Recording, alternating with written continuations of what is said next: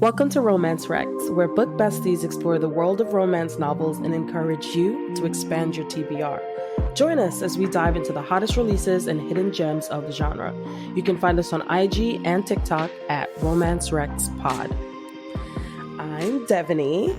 Hi guys! Can you believe it's season 2? Hey! Okay, Yay! let's get into the flow. I'm Devaney and I am reading Fall With Me by Becca Mack. I'm Jordan. I am currently reading Keeper's Reign by Eliza Leone, and I'm listening to The Blood We Crave by Monty J. Ooh. So buckle up for some bookish banter. Welcome to season 2. Yes, we are so excited, but we need to address the fact that we're buckling up for bookish banter without one of our book besties. Yeah. So Christina is not recording the podcast with us right now with a move and family stuff. We're just waiting for her to come back, when she's ready to. Life happens. We understand that. So we're sending all our love to Christina and fam. And we can't wait to have her back on the podcast. But it's just Jordan and I flying solo today. Yep. You'll be with us, Christina, through all our dirty I hope she's listening. Yeah. Hi, Christina, if you're listening. I know. Hey, we miss you. We love you. And welcome back to everyone that listened to season 1. And welcome to any new listeners. Ooh. Yeah.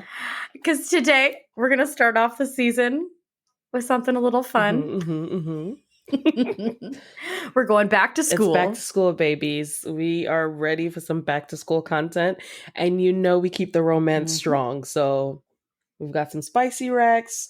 We've got some academia. A good mix. Yeah. So anything that a school is a big part of the story. So whether they attend high school, university, undergrad, maybe it's a student-teacher thing. Lots of options there. Exactly. Something for everybody. Right, definitely. Why don't we do quotes? Let's do quotes. So... Oh, I almost... the exciting part. Okay. My quote I'm actually going to read is from Fall With Me by Becca Mack, but it's the dedication of the book. I just wanted to get season 2 started off fresh and strong and remind us who we are. And I feel like this quote or this dedication by Becca Mack was just chef's kiss, starting off strong, our first chef's kiss of the season. Here it goes. For those who think they're better off alone, that they're not worthy of the love they crave because they've dealt with the pain of people leaving. The power to let them win or rise above it with your head held high is yours and yours alone. The only person who needs to think you're worth it is you. Oh, my. I know. I told you it wouldn't be like a cute little spicy quote. It's going to be something strong. But yeah, I thought that was really beautiful. That was so sweet. And such a good reminder, right? I know. It's cute. See, now this is why we need Christina, because she would even it out after I come in with something ridiculous, because I didn't know we were going cute. Jordan's like, oh, I didn't get the memo, babe. I'm going straight erotica here. No, I went a little unhinged. It's just ridiculous. I went comedic relief. We love that. Good thing I went first. Yeah, but I love that quote. That was that one touched me, not gonna lie. That one tickled my little heart. Yeah. Right in the feels. My quote is from a book I just read. One I have been waiting for. Some of us have been waiting for 3 years for this book. We waited on the sharpest, most deadly cliffhanger I have ever read. And I have read a lot of cliffhangers. It's crazy. And we waited, dangling off the cliff by our little pinkies. But they had to finish another series that tied in. So it was like a necessary evil. By Caroline Peckham and Suzanne Valenti. I had to do it. It's from Wild Wolf, part of the Darkmoor Penitentiary series. It's my favorite series of theirs. Here's the quote. That's different. It's the dick whipped rule. Once your dick's been whipped, all rules are meaningless. Murdering, pillaging, thieving. It's free game now, and the law can't do anything about it so long as it's in the name of love. Sin chimed in. No, that is actually so unhinged, because what do you mean? That is actually wild. Not the law of the dick whipped. That's crazy. Well, I mean, basically, it's a ridiculous way to say, I will burn the world for down you. For yeah, my it's love. definitely giving, but I'll lay the world at your feet, but unhinged? but it's unhinged. Yeah. It's like the law doesn't matter if you're in love. Right. Like, no. But so this is from character named Sin, and he is unhinged in all things. Oh my gosh. And that's one of more sane things he says. Oh, cute. We do love a very That's great. vocal man who's going to advocate for his love. I love to hear it. He's an incubus, so he recharges his magic through sex. I love that. Not me looking like, tell me more. Oh, so like part of his power is if he touches someone, he has the ability to become their deepest sexual desire. So let's say you're in love with Henry Cavill. Mm-hmm.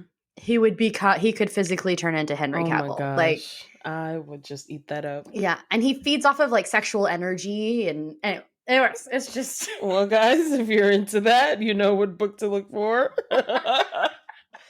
Thanks for that, Rec Jordan. Welcome to season 2. Yes, guys. Welcome to season 2. Wait, I know we just did our quotes, but I do want to throw it back to our little soiree at the park this summer. Oh. We had our first meetup, and the outcome was like so great. We felt so much love and support from all the ladies who came and supported us and just helped and brought books and made friends, and it was a really good time. So I just want to say thank you if you're listening. We appreciate you so much. Keep your eyes peeled on your inbox. I am working on sending out just a quick little email to you guys if you signed up for our little sign-in sheet. But yeah, thank you so much. We really appreciated seeing all your faces and having you hang out with us. It was a blast. There was not a single person that did not engage with someone else about a book. It was amazing to see everyone connecting over books. And exactly. That was like the best. That's just the dream. Yeah. We'll have to do another one. So keep your eyes peeled if you don't want to miss the next one. Winter edition. Exactly. Love it. Let's kick off with what everyone's here for. Some recs. Some back to school recs. I do want to get this one out the way just because I just read this book. Or I should say I listened to it. I just listened to this book. This is probably the least back to schoolish of my 3, so I'm going to start with this one. And it is Unravel Me by Becca Mack, which is actually book 3 in the series that I'm currently listening to, this Playing for Keeps series. I've been hearing all about it. I know. I have literally been just in the group chat just talking about these books. The third one is by far my favorite. Like I said, I'm reading Fall With Me now, so that's book 4. The third one was my favorite. The first 2 books, I'm not gonna lie to you, the first book took me almost a year and a half to read. I did soft DNF it because I could not get into the main character. And now, if you know, like this series Playing for Keeps, people are drooling over the main character, Carter Beckett, and I could not get into him. I couldn't. I still don't love him when he pops up in the other books, but it's better now because it's not his main book. I will say he is funny. The thing is, these men, it's not school related at all. The series, they're hockey players on a professional hockey team, but they're around 26 to 29 in age, but they talk like high school teenagers. And I've never seen a group of men operate the way they do. It's a lot of love. It's definitely found family. And that's one of the things I do love about the book. But the things they say cringe. You know that secondhand embarrassment where you have to cover your eyes or like bring the neck of your shirt up over your face? I'm doing that. The physical pain. Yes! I get physical pain. I am constantly doing with secondhand embarrassment. Like constantly for these men.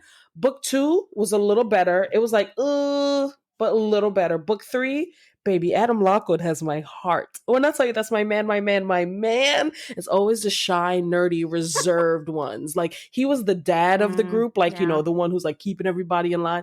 And let me tell you, there's something very daddy about Adam Lockwood. So I loved him. He's upgraded to daddy in this book. So his book 3, which I'm mentioning from my back to school rec, it's back to school because the girl, his female main character, Rosie, is actually in veterinary school. I never know how to say if it's veterinary or veterinary school. Anyway, she's going to school for these animals, y'all. So that's what she's in school for. And it does play a significant part in her story just because she's a single mom. We love to see it. We love to hear it. I mean, we don't love to see it, love to hear it. It is life. It's whatever. She's out here doing. We like to see single moms thriving. Yes. We like to see single moms thriving. Yes. Getting it done. Living their own life. Yes. Yeah. Not being held back. Not being like kept down. And that is definitely Rosie. Like, she is doing the very best she can. Something happens where her scholarship is taken away from her, so she has to make things work. And of course, Daddy Adam swoops in to save the day. But going to school was like a big part of her life story until she got pregnant. She wanted to be a vet just like her dad. She no longer has her parents, and that's also a big part of the story. Not something that you don't learn very quickly, so I'm not spoiling it. But so when she got pregnant and had her baby, she had to take maternity leave. The story takes place in Canada. You get a year maternity leave there, and that was held against her when she wanted to go back to school. So that's going to be my first back to school rec. I will say there is banter. It is funny. It is spicy AF. And of all the boys in the book, apparently Adam has the biggest, and it's mentioned a couple of times, but there's also like bets, and Adam never really says anything, but it's always like, come on, guys, it's me. Like, that kind of vibe, which Carter from book 1 hates. But anyway, it is so cute to read these boys and they're like bromance, but also the found family vibes is so strong. I feel like I could actually see the entire friend group out in the world doing the things that they do and just feeling the love. So because of Rosie going to vet school and like kicking ass and doing what she has to do, following her dreams, not letting being a single mom hold her back from her dreams, I think she deserved like definitely a little honorable mention. So that's my first back to school. Love to hear it. Yeah. Should we do back and forth? So I love the back to. Sure, yeah, let's go for it. Up. All right. Well, I'm going to jump right in with. I'm going to see it's spicy, and I'm going to see you some erotica here.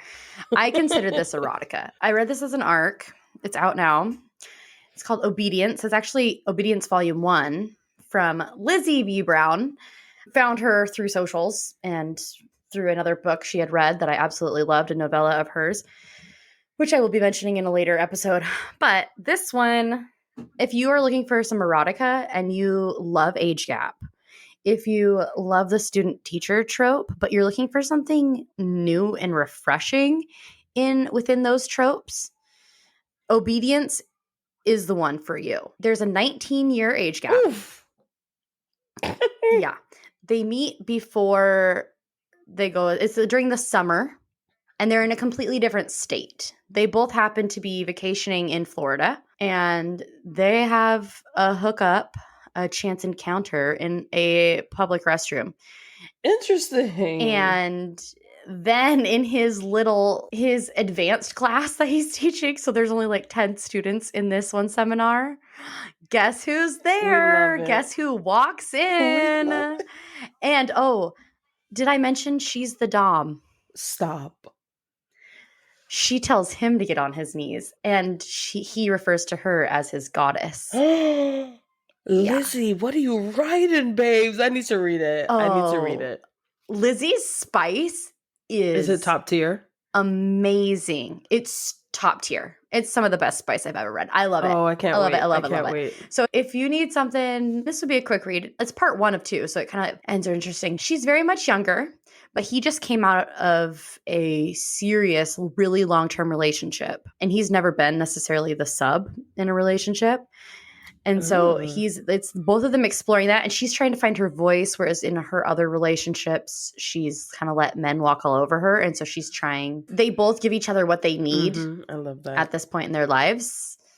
Do I want to strangle her because she's being a college kid? Yeah, but of course. It comes with the territory. But it's good, and it's just so refreshing. It's so refreshing to read the 19 years younger female dom down this older professor. Yeah, that is this gray fox. That's what I'm trying to wrap my head around.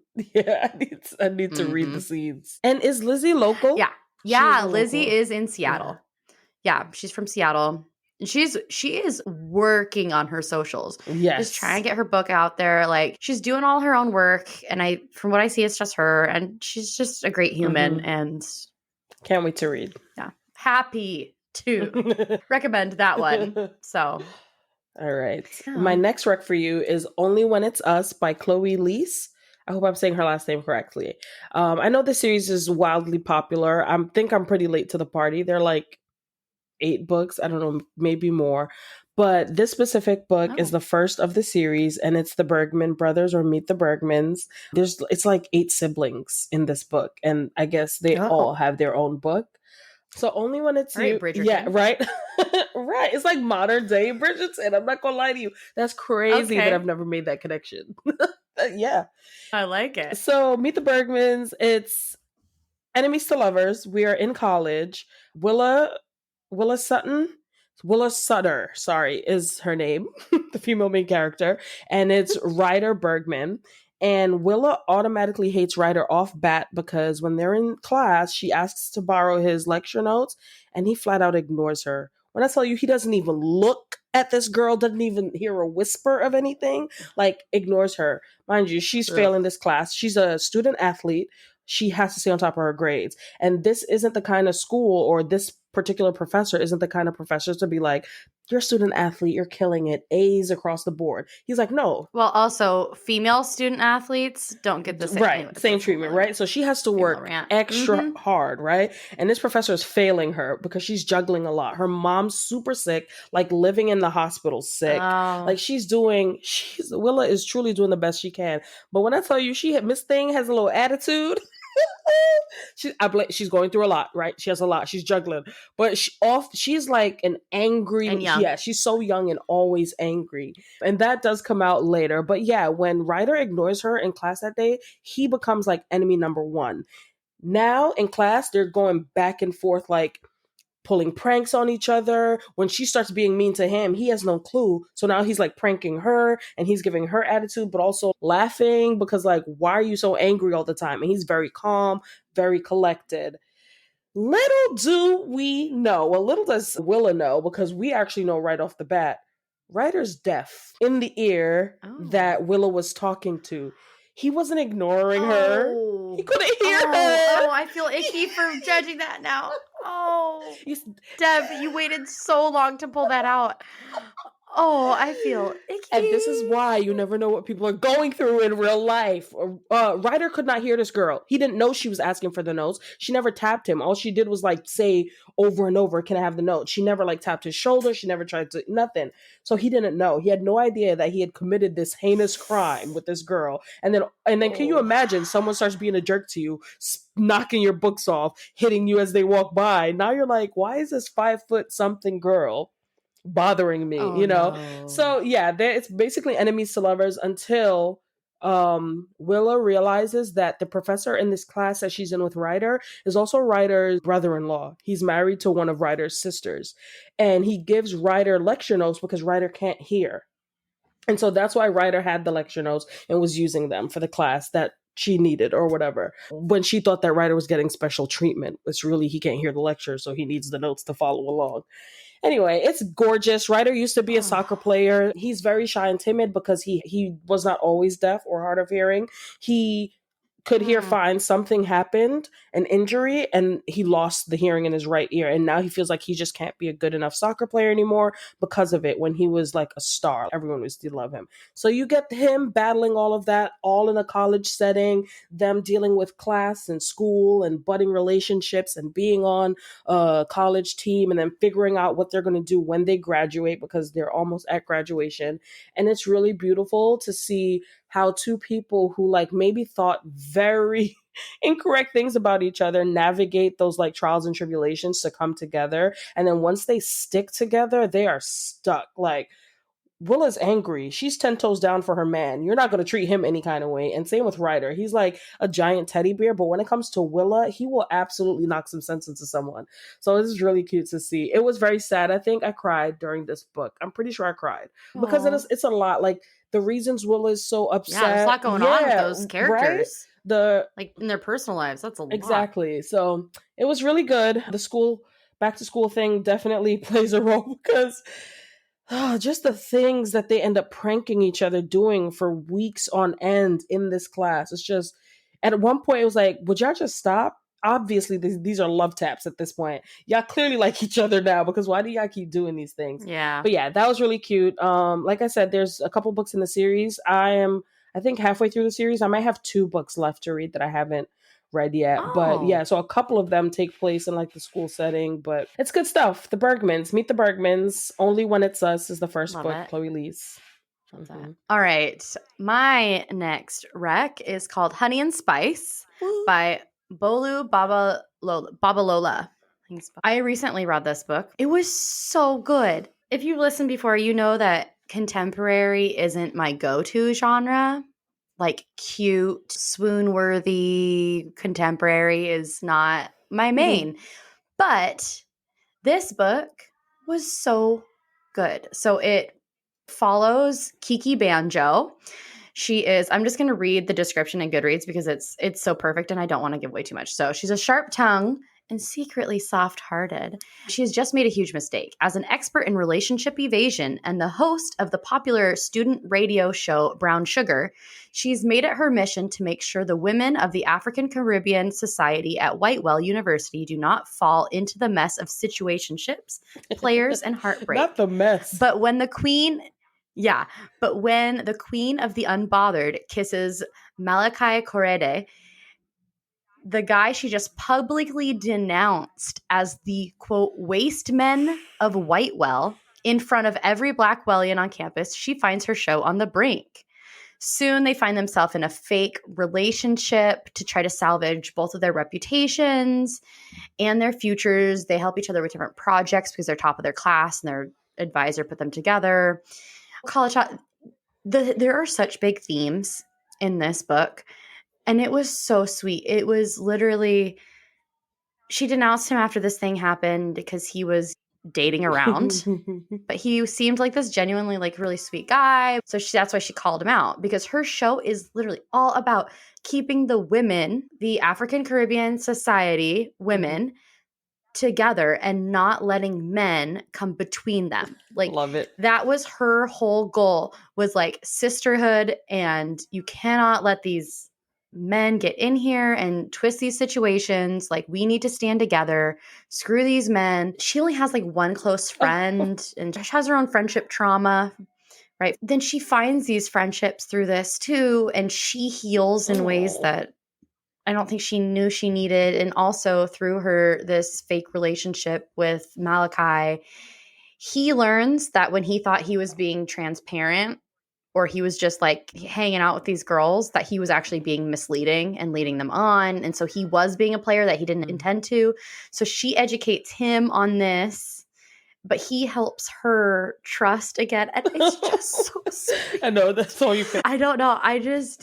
The writing was amazing. And the community of it all and the voice she had, I could cry. I'm just right. Not the dark romance mafia bully princess of the pod, giggling and kicking her feet over a sweet contemporary. Mafia princess, I love it. I'm a dark queen. Yeah. But anyways, not like that. That's weird when I'm talking about this book. Never mind. I came out wrong. I meant a dark. You know. Please do not make my stomach hurt. That's actually hilarious. So bad. God damn it. This is why I miss recording these dumb moments. Okay, we're gonna move on. Anyways, my favorite part of the relationship is she's obsessed with this sci-fi romance. It is obviously intended to be similar. No, because it's like African folklore, but also like sci-fi. So it kind of reminded me of Ice Planet Barbarians because there's so many, that series. Yeah. So it kind of was like that. I love that. And at the beginning of their friendship, when they got to know each other, he saw something on her calendar and she's like, oh, no, don't worry about that. And it was a con specifically for this author that she loves. Oh. And she's like, the tickets went out really quick and I don't have anyone to go with. So she normally does cosplay for this, right? He knows someone that works for the distributing company for the tickets. Hill calls her in the middle of the night one night and was like, what is going on with this character? What are they doing? They're not doing this. And she's like, what are you talking about? She goes, are you talking about my favorite book series? And he goes, yes, of course I had to pick it up after you were talking about it. It sounded so interesting. And he reads them all. He shows up at her dorm and he is dressed in full cosplay as the male main character.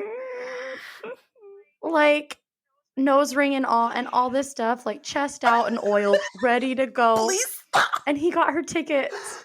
Yes. Just how it oiled. And he's like, I know you have your cosplay in there. Get dressed. We're going. And so he takes her. That is honestly They go to so a signing. cute. It was the sweetest thing. No, that would honestly make me cry too. Like, if in real life that happened to me, I don't know what I would want to cosplay, but if in real life that happened to me, I would actually weep. Like, we wouldn't be going anywhere. I'm sorry, Ice Planet Barbarians. If your tall fake boyfriend Painted or somebody you just started blue? dating showed up in like, I would actually die. Vectol, like, all right, Vectol, like, or Dagesh, because he was into a little spanky. Well. Spanky. Yeah, you're right. I would Spanky. Yeah, he wasn't into it, but his mate was, and so he had to get into it. But then he got real good at it. You know what I'm saying? Okay. Anyway, yeah, cosplay. That's really cute. I love that for them. I love that he did that. That's so sweet. I know, that was like when you first mentioned that part to me, I was like, no, that is honestly so sweet. And you couldn't hold it together then either. You loved it so much. Yeah. Okay. My next book, I first saw this book on TikTok like months ago. I want to say sometime last year, maybe. I don't know. I can't remember. But like ages ago, I had it on Goodreads, like to read it, and I just never got a chance to do it. But then it became available on Libby. And when I tell you, I was so excited to read it. Okay, guys, my next rec is Mickey Chambers Shakes It Up by Cherish Reed. One of the reasons I love this book is the cover. Picture it. It's yellow. Mickey, the main character, is sitting in an oversized martini glass that has a garnish of a toothpick and 3 olives. She's sitting in the glass. Then we have the male main character, Diego Acosta, with a bar towel over his shoulder, leaning against the glass, looking at her all grumpy up over his shoulder. It's very cute. The cover's very cute. Now on to Does it say shaken, not stirred? No, I wish, but I guess that's the shakes it up part of the title. So yeah. I mean, that makes sense. So it's shaken, not stirred. Yeah. Mickey Chambers Shakes It Up. And I did write my own little synopsis, but I think I may have given too much away. So I'm going to read what Goodreads has. Yeah. I think I gave something away in there that I probably should let you discover yourselves. All right. Total opposites, totally irresistible. Mickey Chambers is an expert at analyzing modern literature, but when it comes to figuring out her own story, she's feeling a little lost. At 33, she's an adjunct instructor with a meager summer class schedule and too many medical bills, courtesy of her chronic illness. Picking up a bartending gig seems perfect. Sure, Mickey's never done this before, but the gorgeous, grumpy bar owner, Diego Acosta, might be the perfect man to teach the teacher if he wasn't so stressed. Diego is worried he's running his late wife's bar into the ground. Add the pressures of returning to college part-time at 42, and it's no wonder he's making rash decisions, like hiring the sunny, sexy woman who looks more at home in a library than slinging beers to rowdy barflies, and who turns out to be teaching his online writing course, a complication neither was expecting. It's not long before Mickey starts re-energizing the saloon with cocktails, karaoke, and an optimism even Diego can't ignore. They need to fight their feelings if they want to keep things professional. But all it takes is one sip, one kiss to shake both their worlds forever.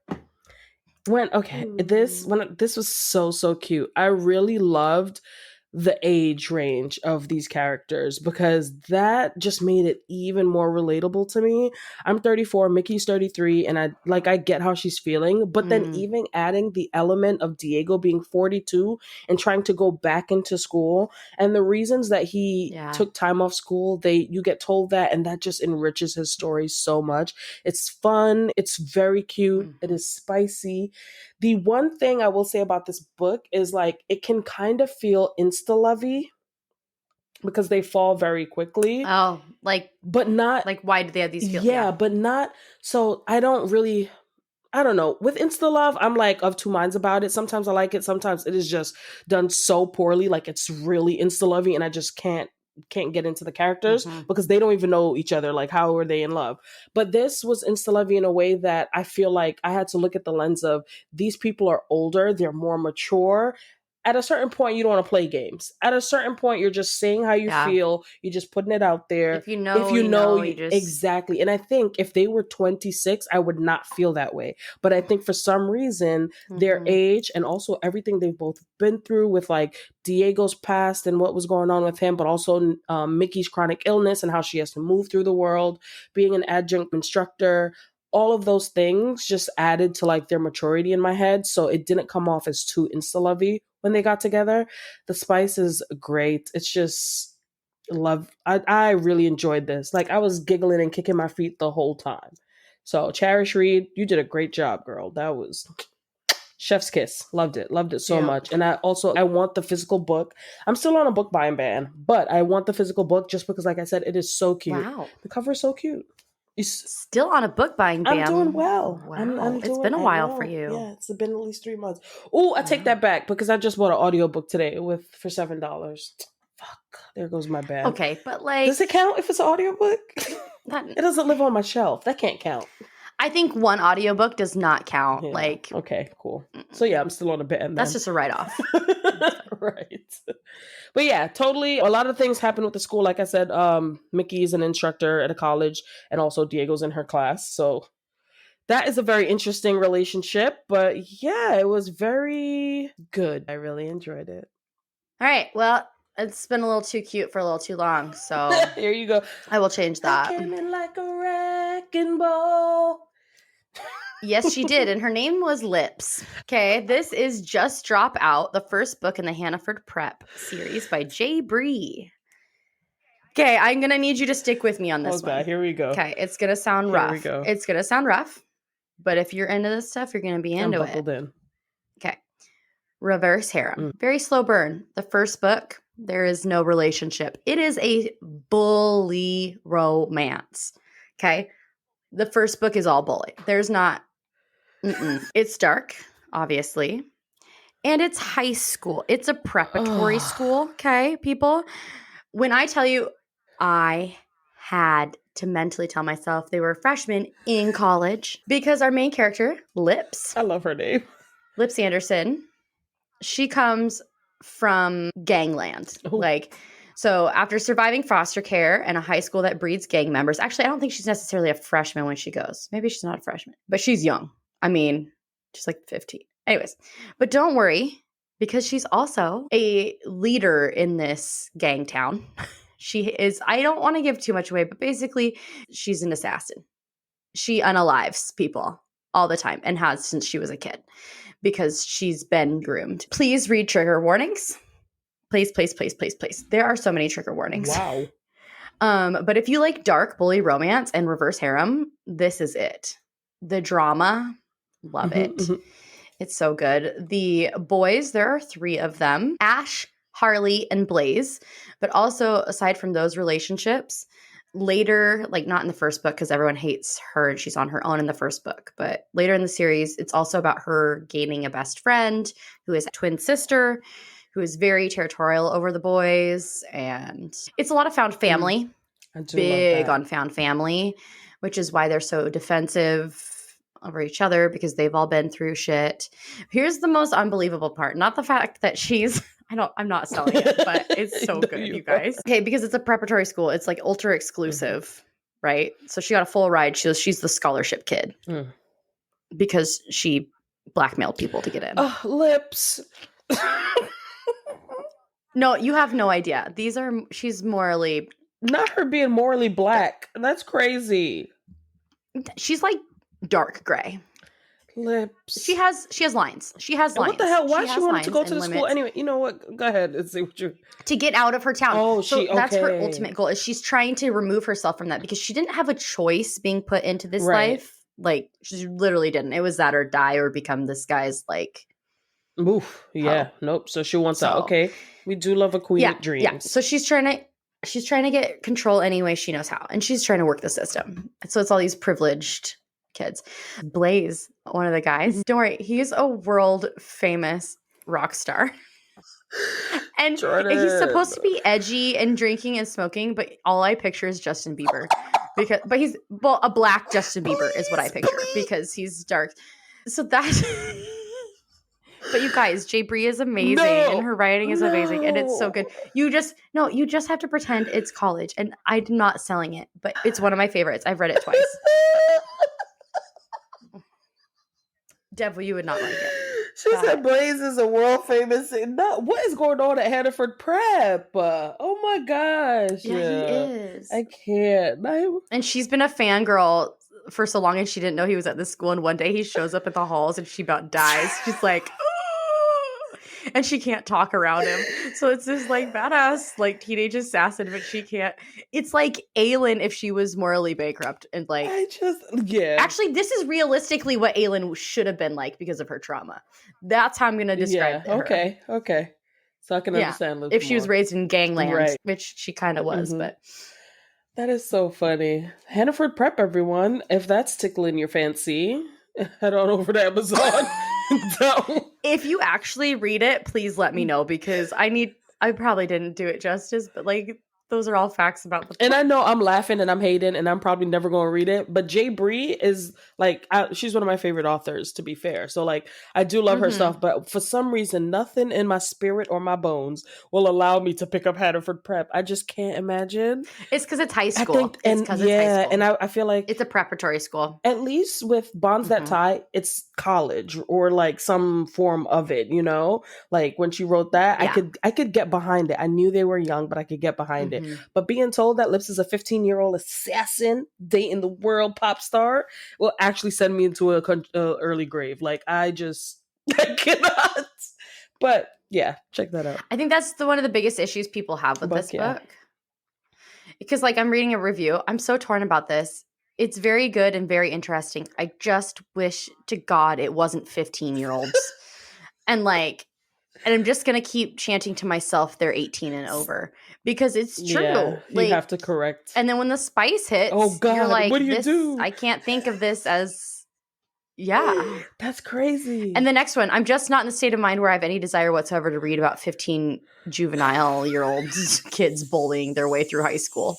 Like, I wonder why. I don't care how rich and powerful. Like, what was that was a choice to make them so young. I mean, but hey. Just trust me. It's a really good story if you can just get past that. If you can suspend reality and change those facts. Right. Unless you don't care about that stuff, then you're golden. Yeah. But I definitely have to flip their ages in my head. It's weird because I hate the idea. Like I never am like, oh, a high school read. And I'm like, yay, excited. But another rec I have is high school. Don't worry about it. High school bully. Jordan, be so for real. Now you're like, ooh, high school read, but I've got plenty more. Yeah, just really quick. So the other one is Brutal Boys of Everlake Prep. The first one is called Kings of Quarantine. Okay, this is by Caroline Peckham and Suzanne Valenti. Just let me explain this one. I won't go into super detail. Okay. It has a 4.2 on Goodreads. That's high. That's good. Yes. So yes, they're in high school. Yes, it does involve a student-teacher relationship eventually. Oof. This is actually interesting. They wrote this during the pandemic. I wanted to say sensationalized our pandemic, but it was pretty sensationalized enough. They made it even more drastic in this world. And so their world is called the United States of Anarchy. And it's basically just like the United States is here, but they have an extra state added in. And that's where this story takes place. So basically, they're at the preparatory school, and then the pandemic hits, very similar to COVID, but only higher death rate and more transmittable. They shut down the campus, right? So everyone's there. No one's leaving. It gets out that this girl, Tatum, she just got to this school for the first time. Her dad brought her there, and her dad is like not a geneticist, but he works on vaccines. And all of a sudden, the news is reporting that it was her dad that leaked this virus from a lab. The three boys that rule the school, Saint, Kyan, and Blake, they call themselves the Night Keepers. It's very dramatic. If they don't go sit down and read a book somewhere or play some video games, I can't. I mean, that's involved too. But Blake's mom passed away from the virus, was one of the first people, in the first wave. So he has this vendetta against her to make her dad pay. And that's how it all starts. And basically, they take her into there because they've have their own place to live on campus, of course. They've basically kidnapped her and make her do everything they say and like make her their little No. Oh. And it follows through till the end of the pandemic and explains that. And again, it's just you got to be in it for the drama. You got to just if you're into the drama, the bully romance thing. Wait, is it paranormal or fantasy? It's great. No. Oh no. Oh, interesting. No. Okay. Mm-hmm. So they have their World of Solaria, and they have a couple other series. Peckham and Valenti have a couple other series that are fantasy. Mm-hmm. But this one, the United States of Anarchy, they do have a few that are set that are contemporary. Mm-hmm. But it is very much still ridiculous elements, just how they like to write. And there's always drama, right? But all of them are reverse harem. They write a lot of reverse harem. So, yeah. So anyways. I actually think. My high school recs. My preparatory recs. I think we did that was like a good selection of recs. There's literally something in here for everybody. Like if you did not take away a rec from this podcast episode, I don't know what we're doing wrong because everything was in here. Yeah. I also have, if you want fantasy, I don't think we really mentioned much fantasy. Mm-mm. I won't go into it, but you should look up Celestial Academy. Book 1 is called Essence. So Celestial Academy Essence by Olivia Farros. I just finished that one. So good. Is that one dark? And no, I wouldn't call it dark. It's fantasy, paranormal, dystopian, angels and demons. Basically, it's post-apocalyptic, but it didn't end the way like everyone expected it to be the end of humanity. A big chunk of humanity died, but they're still there. But so are all these supernatural beings now. And angels and demons rule the world in the social classes. So humans are just kind of like there to work for them. But it goes to a celestial academy, obviously. This human girl ends up there. So yeah. I'm interested in that one. So I'll try to add that to the never-ending TBR. I know we give you guys recs. I just read it on NetGalley. Right. I remember you talking. I'll see if I can listen to it. Sorry. I know we give you guys tons of recs, but our TBRs are also never ending. Like the amount of books and recs I'm looking up and adding to my TBR, it's insane. So you're not in this alone. We too have a never ending TBR that we keep adding to. Yeah. Right now mine is stacked. And I think I'm going to say, if you want even more, I have a whole list of other books that I like had to choose from. So I'll put all the extras on our Instagram and we can do a special back to school bonus recs for you. So many. Yeah. I did have some honorable mentions. I'll add to that too. Oh yeah, go for it. What are some of your honorable mentions? So I have 2 honorable mentions. One is Hot for Teacher by Monique Fisher, which follows a divorcee whose kid is in school and she kind of, I guess, falls for his teacher. And we see that whole thing pan out. I love the cover. It's by Monique Fisher, like I said, but the cover is very cartoon-ish. It is cartoon, and it reminds me of the covers from Mimi Grace's books. I love their covers. They have some of the like prettiest cartoon covers, I think. So yeah, Hot for Teacher, Monique Fisher. And then I also want to read Unsteady by Peyton Corinne, which is a hockey romance, but I think they're still in school, which I don't know. I really do eat up a hockey romance. No matter how much I try to hate on these books, I devour a hockey romance, and I especially devour it when the focus is on the hockey, like when on page we're on the ice with them. I love that. I love being on that when they're like talking through their moves, or at the beginning they're doing when their they thing. start stretching and they describe what they're doing. Adam from Unravel Me was describing how he can do the splits and all of the guys tease him about it. I was like, babe, stop flirting with me right now. Stop it. But anyway, so Unsteady by Peyton Corinne and Hot for Teacher by Monique Fisher. Those are next up on my list. I would definitely add them to the back to school list here. So if you're interested in those 2 things, check them out. Awesome. Yeah, I don't know. Hockey romances are so popular for a reason. Honestly, truly. Honestly, I haven't read a baseball romance that I want to get into. Okay, like I just No, I read one and it was like yeah. boring. Soccer, I would say, is the Just like other that I've read. I've read like a couple soccer books. It's right. Oh yeah, and I would like to read yeah, the those. first one I mentioned is it's a soccer romance. So yeah, soccer and hockey I think are the two, but hockey by far blows all my other sports romances out the water. So I mean, they are I good. like football too. I don't think I've read a football romance. Ooh, Are there some good ones? The big Oh guys. yeah, I think I would like that. Wait, I've never read a football romance. Yeah, we gotta look Yeah, at it. gotta get into that. Swoon. But before I close out, our next episode is going to be really exciting. Yes. Tell the people why. We're doing an interview. Woo! We're doing our first interview. It is our new friend, Stacy from Romancelandia. She has her own bookstore. Online bookstore. That features is online bookstore for romance books with indie authors only. We love that. So she indie author queen. Yeah, we love that. is focused. Yes, and I'm so excited to talk to her about her business, about indie authors in the romance genre, unlock some new. Give me a bigger TBR. Right. I'm so excited to learn exactly. more. It should be a great conversation. We can learn more about that and more about Stacey and what she's doing in that space. But yeah, that next week we are shaking it up. We're not playing with y'all with season 2. I hope y'all know.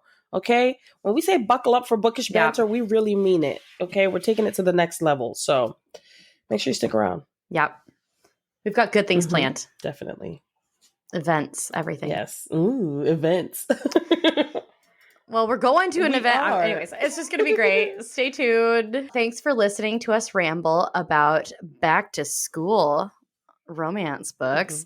If you're looking for more romance recs, be sure to follow us on Instagram and TikTok at Romance Recs Pod.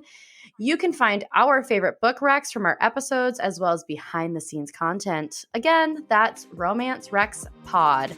So make sure to give us a follow and we'll be back in 2 weeks. We're not doing weekly anymore. Yes. We're doing every other week now. That's the thing. Yeah, for another episode. Bye, guys. See you soon. Thank you.